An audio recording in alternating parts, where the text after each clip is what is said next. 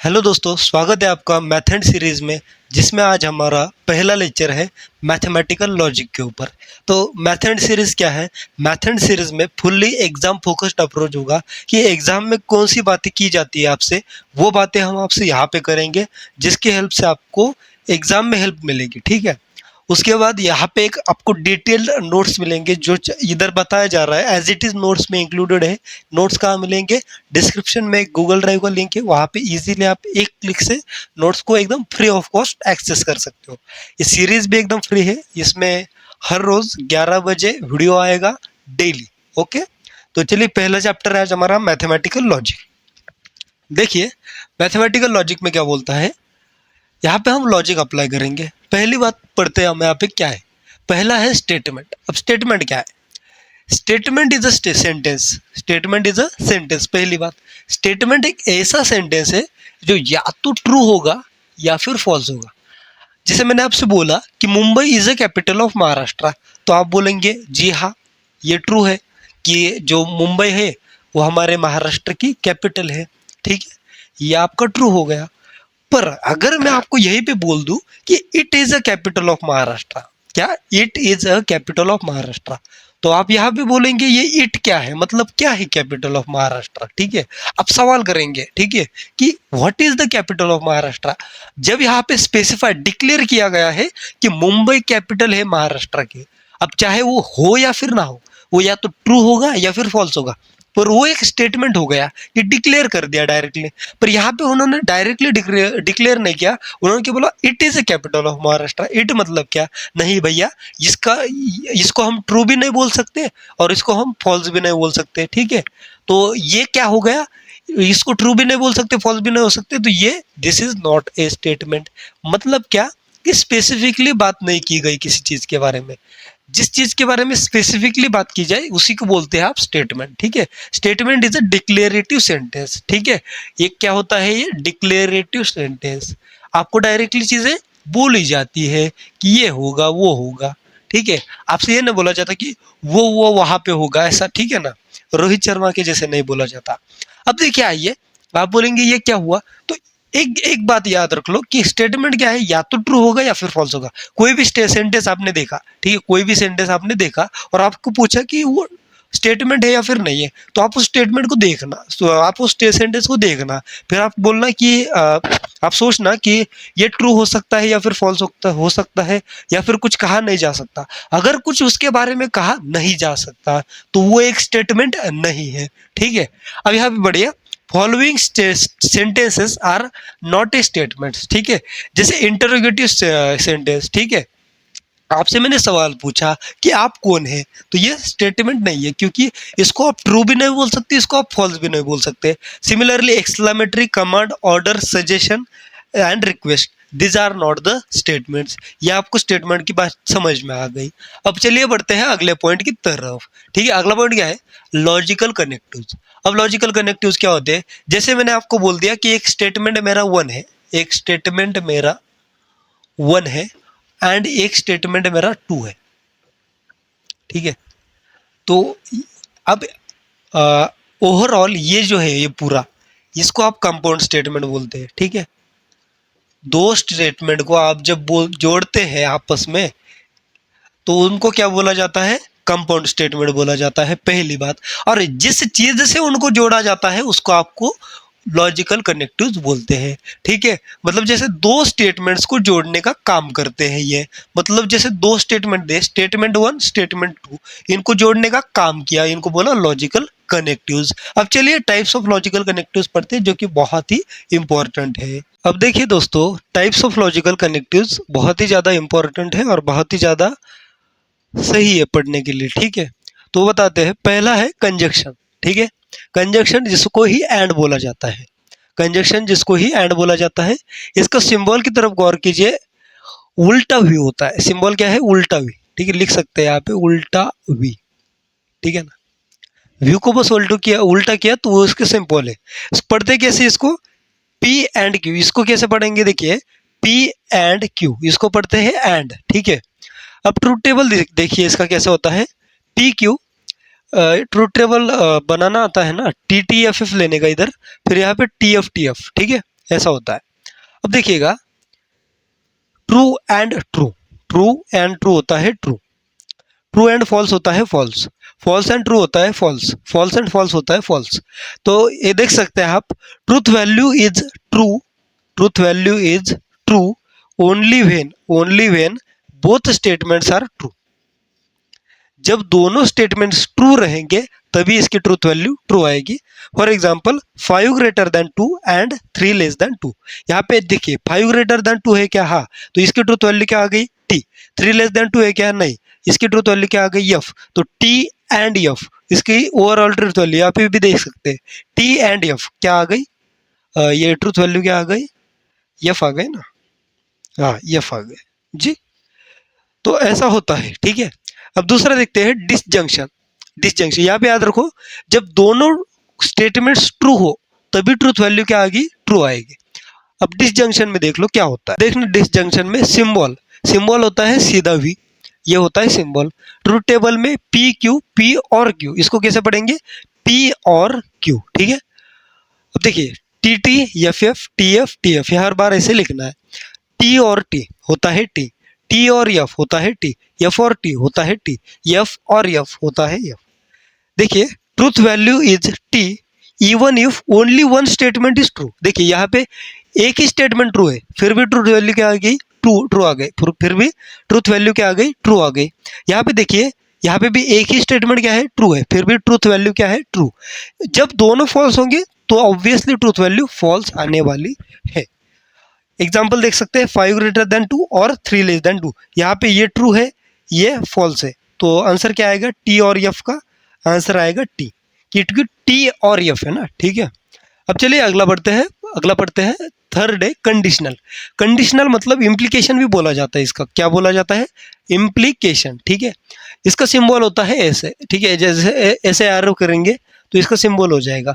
पढ़ते कैसे, P then Q, इसको कैसे पढ़ते हैं, इफ पी देन क्यू होता है ये एक्चुअल में ये क्या होता है, इफ पी देन क्यू होता है, पर आप इसको सीधा सीधा पी देन क्यू पढ़ सकते हैं, इफ पढ़ने की जरूरत नहीं, इसको जनरली पी देन क्यू पढ़ा जाता है, ठीक है। ट्रूथ वैल्यू देख सकते हैं पी क्यू, यहाँ पे पढ़िए आप पहले truth value is F, truth value is F only when the second statement is false.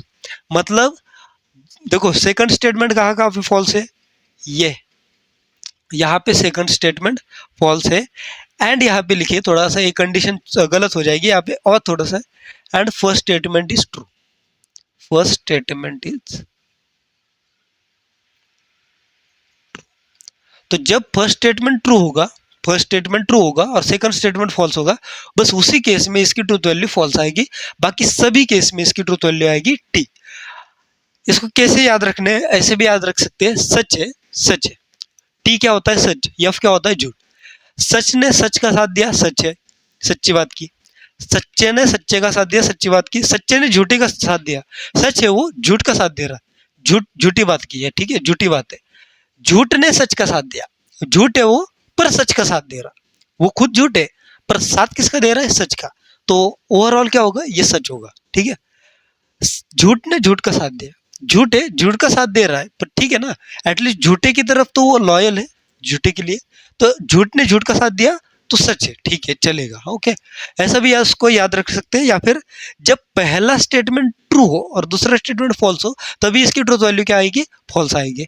और इस पे सवाल भी आते हैं, ठीक है, टी देन एफ है ना, ये एफ होता है, इस पे सवाल भी आता है, डायरेक्टली बोलते हैं कि सेकंड स्टेटमेंट फॉल्स है फर्स्ट ट्रू है तो इसकी ट्रूथ वैल्यू, ऐसे कुछ सवाल आते हैं, ठीक है। या फिर बोलते हैं कि इसकी ट्रूथ वैल्यू फॉल्स है, क्या बोलते हैं सुनना, आपको दे दिया पी देन क्यू और आपको बोला कि इसकी ट्रूथ वैल्यू है फॉल्स, तो आपको बोलेंगे पी और क्यू की ट्रूथ वैल्यू क्या है, आप झट से बता देना कि पी टी है और क्यू एफ है, क्योंकि एक ही कंडीशन के लिए वो फॉल्स होना है, ठीक है। तो ये याद रखना है, ये दो चीजें पे सवाल फंसते हैं, बहुत सारे सवाल फंसाते हैं।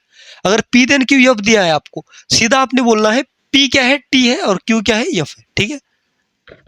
आगे इसका example, if 5 is greater than 2 then 3 is less than 2। अब देखिए ये टी है, टी इम्प्लाइज मतलब देन, टी देन, ये क्या है, एफ है, टी देन एफ क्या होता है, एफ होता है, ठीक है।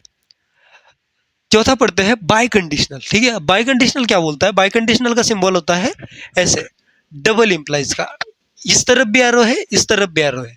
इसका ट्रुथ टेबल देखना आप। हाँ, इसका ट्रुथ टेबल देखना आप।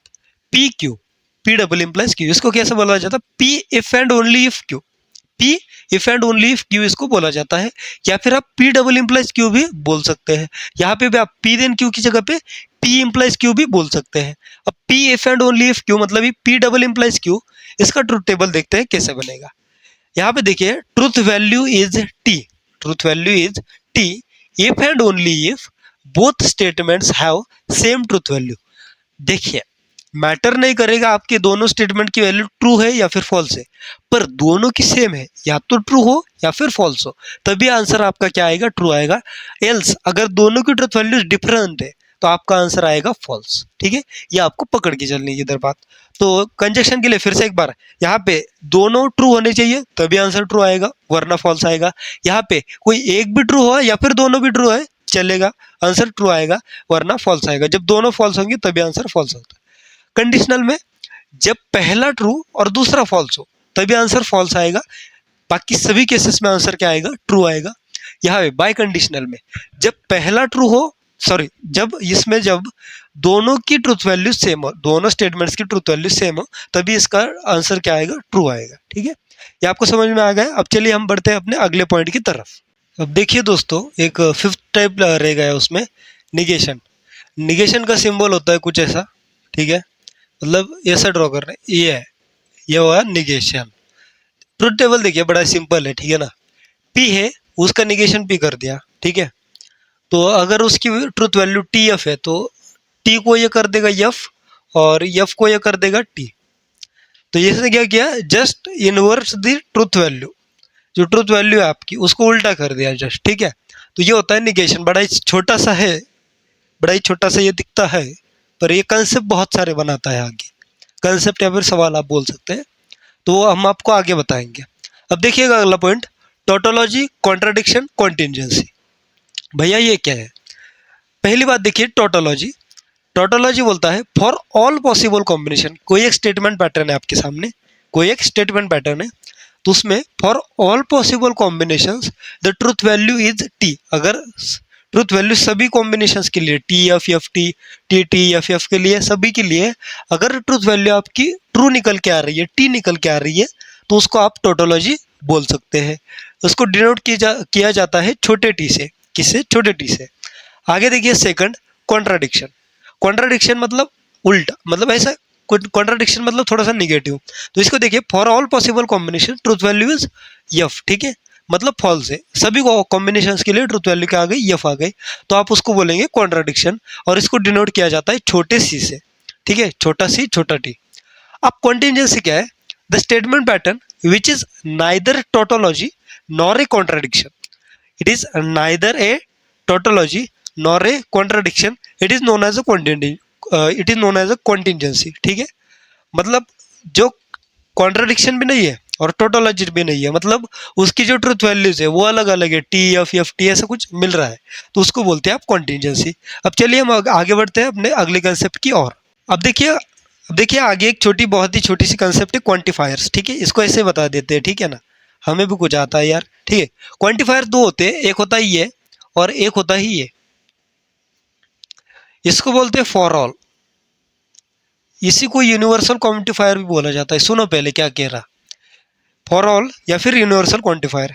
इसको बोला जाता है फॉर सम, ठीक है। तो अगर ये कहीं पे आपको दिखा मिल जाए उल्टा ए अगर कहीं पे आपको मिल जाए तो ये होता है फॉर ऑल, मतलब ये सभी के लिए ट्रू है, मतलब ये सभी के लिए ट्रू है, सभी के लिए, ठीक है।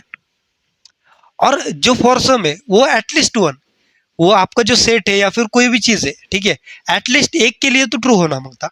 एटलीस्ट अगर ये एक के लिए ट्रू है तो ठीक है, बराबर आ गया, पर ये सभी के लिए ट्रू होना चाहिए, एक के भी लिए फॉल्स नहीं आ सकता। तो ये होते हैं क्वांटिफायर। जैसे मैंने बोल दिया for all X belonging to Y, ऐसे कुछ एग्जांपल्स आते हैं, आपने देखे होंगे, ठीक है। तो फॉर ऑल, ये फॉर ऑल है मतलब सभी के लिए, इसलिए इसको यूनिवर्सल क्वांटिफायर भी बोला जाता है, ठीक है। तो ये बात होती है दो क्वांटिफायर्स के, फॉर ऑल एंड फॉर सब, ठीक है। तो चलिए अभी आगे बढ़ते हैं अगले कंसेप्ट की ओर। अब चलिए दोस्तों देखिए अगला पॉइंट क्या है, dual of a statement. Dual of a statement while performing dual of a statement change the following. मतलब क्या, जब भी आपको कोई स्टेटमेंट पैटर्न दिया है, जैसे ये स्टेटमेंट पैटर्न आपको दिया है, तो ड्यूअल करते वक्त आपको क्या क्या चेंज करना है वो दिखेगा। टी अगर टोटोलॉजी, टी मतलब क्या टोटोलॉजी, और सी मतलब कॉन्ट्राडिक्शन, ये तो आपको पता है। टोटोलॉजी का कॉन्ट्राडिक्शन करना है, मतलब टी को चेंज कर दो सी से, रिप्लेस कर दो सीधा सीधा। अगर कॉन्ट्राडिक्शन है तो उसको टोटोलॉजी कर दो, टोटोलॉजी है कॉन्ट्राडिक्शन कर दो, कॉन्ट्राडिक्शन है टोटोलॉजी कर दो। एंड है और कर दो, और है एंड कर दो, एंड है और कर दो, और है एंड कर दो। बस इतने चेंजेस अगर आपको करने हैं। अब बोलेगा कोई कि मेरे जो स्टेटमेंट पैटर्न है उसमें सी है ही नहीं, तो मैं सी को टी कैसे चेंज करूँ? तो मत करो ना उस केस में। अगर प्रेजेंट हो तो चेंज करना है, अगर प्रेजेंट ना हो तो चेंज करना नहीं है, ठीक है। जैसे कि एग्जांपल दिया है, देखिए, find the dual of following statement pattern. बड़ा ही सिंपल सा क्वेश्चन है। तो देखिए, निगेशन नहीं करना बस, ठीक है ना, मतलब पी अगर है तो उसको कुछ नहीं करना, वरना कुछ बच्चे क्या करते हैं कि उसको भी निगेशन पी कर देते हैं, ठीक है, वो नहीं करना। बस पी को एज इट इज रखा, और का किया एंड, टी दिखा, टी का किया सी, एंड दिखा, एंड को किया और, सी दिखा, सी को किया टी। बस इंटरचेंज उल्टा करना है, सी का टी का सी, एंड का और का एंड। बस ये चीज करनी है, ठीक है। तो ये होता है आपका ड्यूअल ऑफ अ स्टेटमेंट, आपके सामने निकल के आ गया। अब देखिएगा, negation of following compound statement. ये कुछ कंपाउंड स्टेटमेंट्स है, ठीक है। कंपाउंड स्टेटमेंट मतलब क्या, कि compound statements are the statements in which two statements are present, ठीक है ना। दो स्टेटमेंट होते हैं, जैसे पी और क्यू, ठीक है।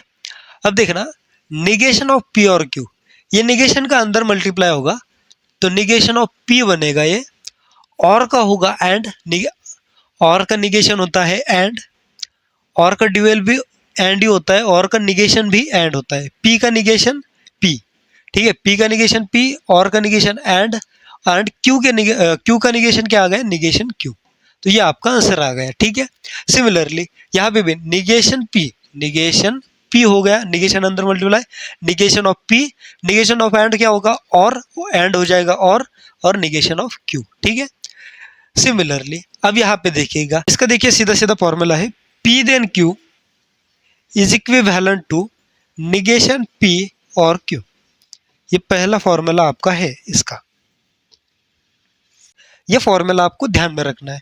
तो अब यहाँ पे पी देन क्यू को हम इससे रिप्लेस कर सकते हैं, बिल्कुल कर सकते हैं। तो निगेशन बाहर ही रखो, अंदर को बस क्या कर दो, निगेशन ऑफ पी और क्यू कर दो, ठीक है। अब इसका निगेशन तो आप निकाल सकते हैं, ये होगा क्या, निगेशन ऑफ निगेशन पी क्या होगा, पी होगा, और का निगेशन एंड, क्यू का निगेशन निगेशन क्यू। तो ये आंसर हमारा क्या आ गया, पी एंड निगेशन क्यू। कैसे किया समझ में आया? ये एक हमारा फॉर्मूला है, ये क्या है भैया जी, ये फॉर्मूला है, ठीक है। ये फॉर्मूला याद रख लो, ये बहुत ही इंपॉर्टेंट फॉर्मूला है। Similarly P double implies Q क्या होता है हमारा, similarly P double implies Q होता है हमारा P then Q and Q then P.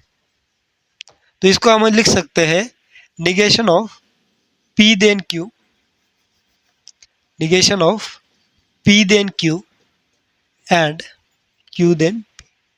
क्या आप ऐसा लिख सकते हैं? बिल्कुल आप ऐसा लिख सकते हैं। अब निगेशन है इसका, तो अंदर मल्टीप्लाई होगा, negation of P then q एक आएगा, एंड का हो जाएगा और negation of q then p. सही है, सही है। अब negation of P then q क्या होता है, इधर पी एंड निगेशन क्यू होगा, बीच का और as it is negation of q then p, बस पी की जगह पे क्यू, क्यू की जगह पे पी, तो वो हो जाएगा क्यू एंड निगेशन पी। तो इसका आंसर सीधा सीधा आपका होता है, ठीक है, इसका आंसर आपका सीधा सीधा ये होता है, ठीक है, पी एंड निगेशन क्यू और क्यू एंड निगेशन पी।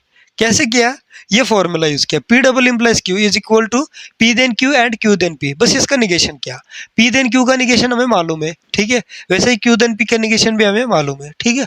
तो बस वो फॉर्मूला अप्लाई करके हमने ये लिख दिया। इसका मैंने एक्सप्लेनेशन भी बताया कि कैसे आया। ये जो दो फॉर्मूले बड़े इंपॉर्टेंट है, ठीक है, और ऊपर से ऊपर ये दोनों भी फॉर्मूले बड़े इंपॉर्टेंट है, बड़े अच्छा होता है, मतलब सवाल झट से सॉल्व हो जाता है, सवालों में आते हैं ये, ठीक है।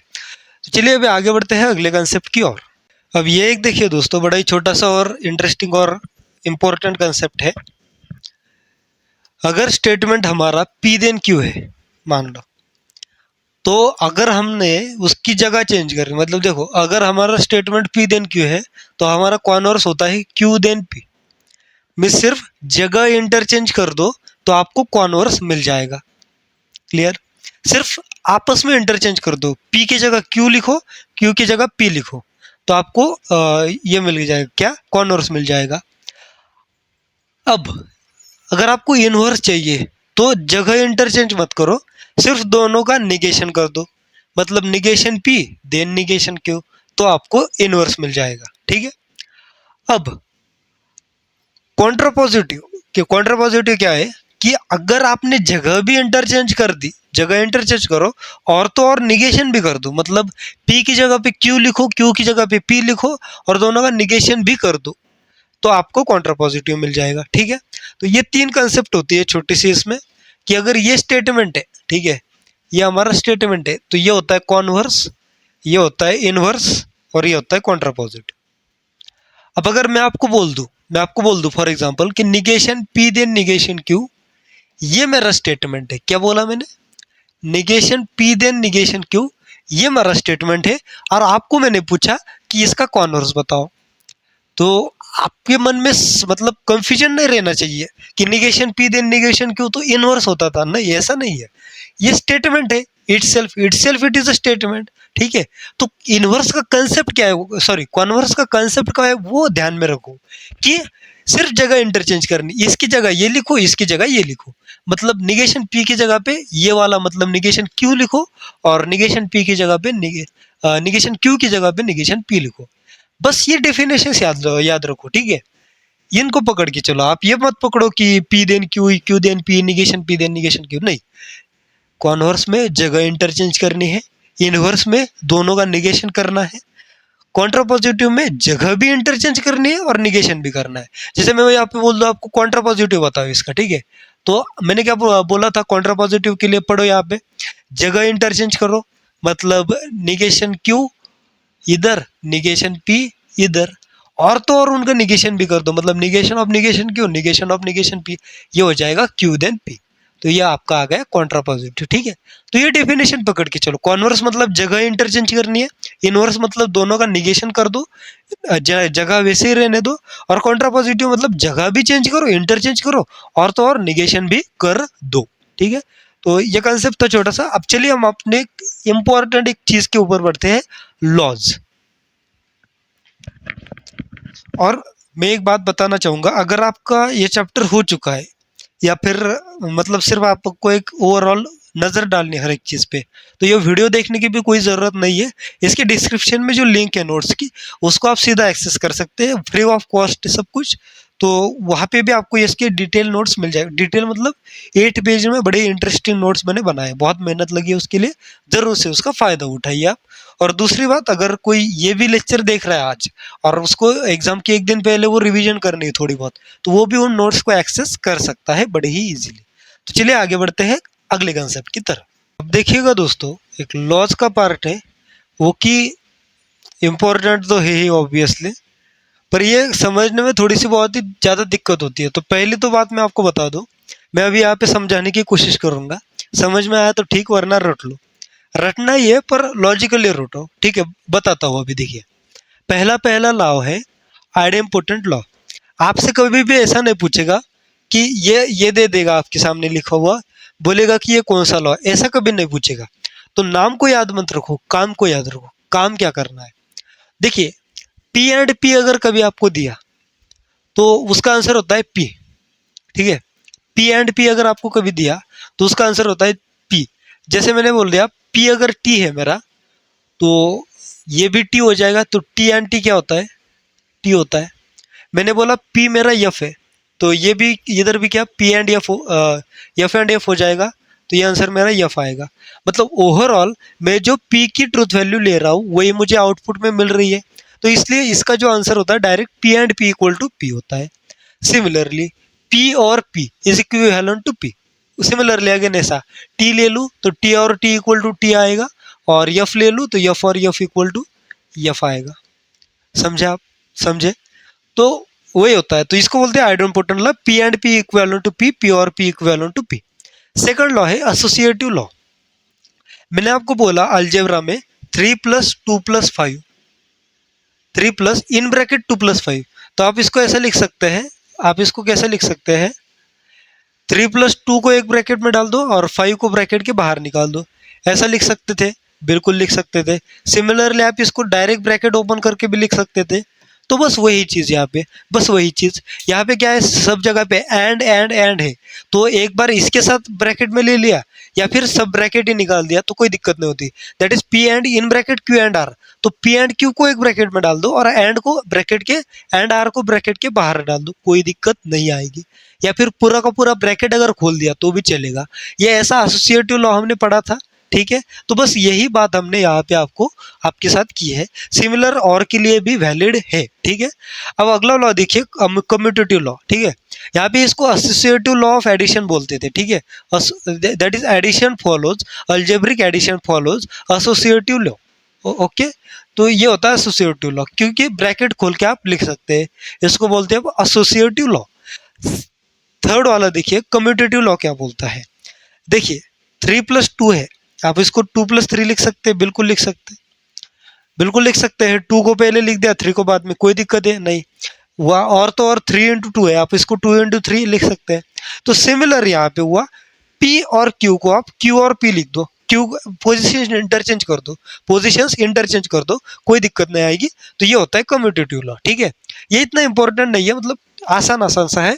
यहाँ पे अब थोड़ी सी अच्छी बात की कर दी मैंने। अगर आपको बोला था 2 × 3 + 4, ठीक है, मैंने अगर आपको बोला 2 × 3 + 4 आप करो, तो आप क्या करते थे, ये जो 2 × है एक बार 3 के साथ लिखते थे और 2 × एक बार 4 के साथ लिखते थे। मतलब 2 का मल्टीप्लाई एक बार 3 में करते थे, एक बार 4 में करते थे, और इनके दोनों के बीच में वो साइन देते थे जो इन दोनों के बीच में है, तो वो हमने यहाँ पे दे दिया, ऐसा करते थे। सिमिलरली यहाँ पे पी ओ एंड है ना, पी एंड, तो पी एंड एक बार क्यू के साथ लिखो, पी एंड को एक बार क्यू के साथ लिखो और पी एंड को ही एक बार आर के साथ लिखो, और इन दोनों ब्रैकेट्स के बीच में इन दोनों के बीच वाला साइन दे दो जो कि और है। समझ में ना आएगा, अगर फिर से देखो, एक बार फिर से देखो जाके पीछे, बहुत ही अच्छे तरह से समझाया। यहाँ पे भी देख लो, पी और है, पी और, एक बार इसको क्यू के साथ लिखना, एक बार आर के साथ, तो देखो पी और क्यू, पी और आर, और बीच में साइन इन दोनों के बीच वाला साइन दे दिया, इन दोनों के बीच वाला साइन दे दिया, ठीक है। समझ में आया, ऐसा होता है। अब फिर देखिए D Morgan's law. D Morgan's law अभी हमने फॉर्मूला पढ़ा था ना, निगेशन ऑफ कंपाउंड स्टेटमेंट में, पहली दो चीजें यही थी, निगेशन का अंदर मल्टीप्लाई कर दो, निगेशन पी और निगेशन क्यू हो जाएगा। यहाँ पे भी निगेशन का अंदर मल्टीप्लाई किया, negation P and negation Q हो जाएगा। तो ये क्या होता है, हमारा फॉर्मूला होता है निगेशन के लिए भी, और वही एप्लीकेबल है डी मॉर्गन्स लॉ के लिए, ठीक है। डी मॉर्गन्स लॉ ही ये कहता है, ठीक है। तो ये तो आपको हो गया था। अब देखिए आइडेंटिटी लॉ क्या बोलता है, P and T is equivalent to P, मतलब अब डिसीजन मेकिंग P पे है, अब डिसीजन मेकिंग P पे है। देखो हमने एंड में क्या पढ़ा था, कंजक्शन में हमने क्या पढ़ा था कि कोई एक भी दोनों ट्रू होने चाहिए तभी आंसर क्या आएगा, ट्रू। अब यहाँ पे एक ऑलरेडी ट्रू है, अब दूसरा अगर ट्रू होगा तो आंसर ट्रू आएगा, दूसरा अगर फॉल्स होगा तो आंसर फॉल्स आएगा। इसी के वजह से अभी इस पे निर्भर है सब कुछ, तो इसका आंसर पी आ गया। सिमिलरली बट हमने क्या पढ़ा था, एक भी फॉल्स है, कोई एक भी फॉल्स है तो आप डायरेक्टली उसका आंसर फॉल्स लिख दीजिए, इररिस्पेक्टिव ऑफ कि दूसरे का ट्रूथ वैल्यू क्या है। ये अभी टी भी हुआ तो भी आंसर ये यफ है, और ये अगर यफ हुआ तो यफ ही है, और टी हुआ फिर भी यफ है, ठीक है। तो पी एंड यफ इसलिए यफ होता है। सिमिलरली पी और टी नहीं, ये इसके लिए आप ट्रूथ टेबल देख सकते हैं, ठीक है, मैंने बताया समझा के, या फिर रट लो, ठीक है, रटने की बात नहीं है वैसे। सिमिलरली पी और टी, यहाँ पे हमने क्या बोला था कि कोई एक भी और में अगर कोई एक भी ट्रू हुआ तो आंसर ट्रू आता है, तो एक ट्रू हुआ है आंसर ट्रू आ गया। पर कोई एक फॉल्स है और दूसरा ट्रू है, मतलब कोई एक अगर फॉल्स है तो अभी डिसीजन मेकिंग दूसरे पे चलेगी जाएगी, मतलब जो पी है अभी इस पे डिसीजन मेकिंग होगी। तो ये होता है आइडेंटिटी लॉ। तो ये कुछ 6 लॉ है अभी, और 3 4 लॉ अभी बचे हैं, वो आपको बताते हैं और चलते हैं अपने अगले कंसेप्ट की ओर। देखिए दोस्तों, कुछ लास्ट के लॉज बचे हैं। 7th लॉ क्या बोलता है देखते हैं। इसका नाम है कॉम्प्लीमेंट लॉ। कॉम्प्लीमेंट मतलब अपोजिट होता है ना, तो पी और निगेशन पे, पी का कॉम्प्लीमेंट क्या है, निगेशन पे, ठीक है। अब देखिए p and negation p is equivalent to f q. जैसे p की ट्रूथ वैल्यू आपने t ले ली तो निगेशन p क्या हो जाएगा, f हो जाएगा। तो t एंड f क्या होगा, f होगा। इसकी आप ट्रूथ वैल्यू f ले लो तो इसकी ट्रूथ वैल्यू t आ जाएगी, तो ये भी क्या आ जाएगा, f। मतलब हर एक केस में ये क्या आ रहा है, फॉल्स ही आ रहा है, तो इसलिए ये डायरेक्टली फॉल्स है। मतलब ये डायरेक्टली आप ये भी बोल सकते हैं कि कॉन्ट्राडिक्शन है। कॉन्ट्राडिक्शन मतलब समझते हैं ना कि सभी कॉम्बिनेशंस के लिए ट्रूथ वैल्यू फॉल्स ही आए, ठीक है। तो अगर आपने p को ट्रू भी डाला तो इधर ये फॉल्स हो जा रहा है, और एंड में हमें चाहिए क्या, कि दोनों ही ट्रू चाहिए तभी आंसर ट्रू आता है। पर यहाँ पे एक एक फॉल्स हो रहा है तो आंसर फॉल्स है। आइए अभी ये देखते हैं, आइए मजा आएगा। p की यहाँ पे ट्रूथ वैल्यू अगर आपने t डाली तो ये क्या हो जाएगा, f हो जाएगा, t और f। पर ये क्या होता है, t होता है, और में कोई एक भी ट्रू होगा तो चलेगा, ट्रूथ वैल्यू ट्रू आएगी। वैसे अगर आपने p को f भी डाल दिया, मान लो आप p को f डाल दिया, पर निगेशन p क्या हो जाएगा, ट्रू। तो f और t अगेन t, कोई एक भी ट्रू होगा तो आंसर ट्रू होगा, इसलिए ये ट्रू आता है, ठीक है। एट्थ ऑब्जर्वेशन लॉ, और बहुत ही इंपॉर्टेंट लॉ, जब बड़े बड़े सवालों में ना छोटी छोटी कंसेप्ट घुसा के इसको डाल दिया जाता है। क्या, p एंड ब्रैकेट में p और q, यहाँ पे जो है वही यहाँ पे होना चाहिए, और यहाँ पे जो एंड, यहाँ पे अगर एंड है तो यहाँ पे और हो, और यहाँ पे अगर और है तो यहाँ पे एंड हो। मतलब p and in bracket p और q। अब ये q पे ये डिपेंडेंट नहीं है, इसकी ट्रूथ वैल्यू, इसकी ट्रूथ वैल्यू सिर्फ p पे डिपेंडेंट है, इसलिए इसका आंसर सिर्फ p आता है। तो ये एक डायरेक्ट आप याद रख लीजिए इसको, और ये बहुत ही ज़्यादा इंपॉर्टेंट है, ठीक है। मतलब अभी तक जो थे वो लॉजिकल थे कि अपन लॉजिक, ये भी लॉजिकल है ऑब्वियसली, इसका भी कुछ प्रूफ हो सकता है, हुए है ऑब्वियसली, पर इसको प्रूव आप कर सकते हैं ट्रूथ टेबल बना के। पर इसको सीधा सीधा याद रख लो, बहुत ही ज़्यादा इंपॉर्टेंट है, बहुत ही ज़्यादा, ठीक है। सिंप्लीफिकेशन के सवालों में डायरेक्ट इसकी कंसेप्ट घुसाई जाती है बीच में। चलिए 9 देखते हैं, कंडीशनल लॉ। देखना क्या है, इसको ऑलरेडी देख चुके हैं। पी देन क्यू क्या होता है, निगेशन पी और क्यू होता है, ये देखा था ना हमने, ठीक है, ये देखा था हमने। तो पी देन क्यू होता है निगेशन पी और क्यू। और सिमिलरली बाय कंडीशनल लॉ को भी मैंने आपको बताया था, p double implies q is equal to p then Q and Q then p, ये होता है। तो ये बाय कंडीशनल लॉ, ये फॉर्मूला है दो, ये आपको याद रखना है, ठीक है। इसको अच्छे से प्रैक्टिस कर लो लॉस की। और चलिए अभी हम अपने लास्ट कंसेप्ट की तरफ बढ़ते हैं, स्विचिंग सर्किट्स। फिर से एक बार बोल रहा हूँ, डिस्क्रिप्शन में नोट्स गिवन है, उनका जरूर से फायदा उठाइए। चलिए स्विचिंग सर्किट्स की तरफ बढ़ते हैं। अब आइए चलिए बढ़ते हैं अपने लास्ट पॉइंट की तरफ। लास्ट पॉइंट है application of logic to the switching circuits. अब लॉजिक पढ़ तो लिया इतनी सारी चीजें, अब एप्लीकेशन की तरफ वो देखते हैं, थोड़ा सा ही देखेंगे। देखिए फॉर स्विचेस इन सीरीज, मान लो हमारे पास दो स्विचेस सीरीज में। पहली बात, स्विचेस क्या होते हैं पता है ना, कि बटन्स अगर वो क्लोज्ड है, अब जैसे ये लाइन है, ये लाइन इधर गई है, तो अगर यहाँ से करंट फ्लो किया, इस बैटरी से करंट फ्लो किया, अब ये करंट इधर गया, तो अगर ये स्विच ओपन होगा मतलब यहाँ पे बीच में गैप होगा, तो करंट अभी फर्दर फ्लो करेगा क्या, नहीं, मतलब करंट फ्लो नहीं करेगा। पर अगर ये क्लोज्ड होगा तो करंट फ्लो करेगा, ठीक है। ये यहाँ पे दिया है, देखिए, अगर वन रिप्रेजेंट करता है कि स्विच क्लोज्ड है, और स्विच क्लोज्ड है तो करंट क्या करेगा, फ्लो करेगा। 0 रिप्रेजेंट करता है कि स्विच ओपन है, और करंट फिर फ्लो नहीं करेगा अगर स्विच ओपन है तो, ठीक है ना। अब देखिएगा, एक स्विच हो तब तो काम चल जाएगा, कि एक स्विच अगर क्लोज्ड है तो करंट फ्लो करेगा, और अगर वो ओपन है तो करंट फ्लो नहीं करेगा एक स्विच के लिए। पर जब कॉम्बिनेशन ऑफ सर्किट्स, ठीक है, कॉम्बिनेशन ऑफ स्विचेस आता है, S1 और S2 आ गए, तो अब कैसे करना है, देखिए पढ़िए यहाँ पे, the current flows only if both switches are closed. जी हाँ, बिल्कुल सही, यहाँ से करंट फ्लो किया, अगर ये स्विच क्लोज्ड है तो यहाँ से करंट फ्लो करेगा, अगर ये भी क्लोज है तो करंट फ्लो करेगा, मतलब ओवरऑल करंट फ्लो करा तभी जब भी दोनों स्विचेस क्या है, क्लोज्ड है। पर अगर यहाँ पे एक भी स्विच ओपन दे दिया आपने तो करंट फ्लो नहीं करेगा, ठीक है। मतलब तभी ट्रू होगा जब दोनों ट्रू हो गए, तभी फ्लो करेगा जब दोनों क्लोज्ड हो गए। ये किसके इक्विवेलेंट है, एंड लॉजिक के equivalent. This is similar to and logic in mathematics, ठीक है। So this is similar to and logic in mathematics. अब hence this switches in series can be simplified with and logic, इसलिए हमने क्या बोला, इनका आपको सिंप्लीफिकेशन चाहिए तो आप एंड लॉजिक से उसको कर सकते हैं। तो आपने बोला let s one be p या फिर यस टू बी क्यू, ठीक है, तो लॉजिक क्या आ गया अपना, बस पी एंड क्यू या फिर s one and s two, मतलब दोनों के बीच में एंड वाली कंडीशन लगेगी। देखिए अब ट्रुथ टेबल देखिएगा, s one s two, s one and s two, 1 1 0 0 1 0 1 0, ठीक है, s one and s two. अगर दोनों क्लोज्ड है मतलब वन है, दोनों क्लोज्ड है तो करंट क्या करेगा, फ्लो करेगा। पर अगर एक भी कोई ओपन है तो करंट क्या करेगा, फ्लो नहीं करेगा। ऐसा होता है सीरीज में। सीरीज में आप सीधा सीधा याद रख लीजिए कि s one and s two की कंडीशन होती है सीरीज के लिए। सिमिलरली पैरेलल के लिए आप देखिए यस वन और यस टू की कंडीशन होती है, यस वन और यस टू की कंडीशन होती है। देखिए पैरेलल में सर्किट है, यहाँ से करंट गया, सुनिएगा, यहाँ से करंट गया, यहाँ पे करंट आके रुका है, अब वो यहाँ पे भी जाएगा, यहाँ पे भी जाएगा।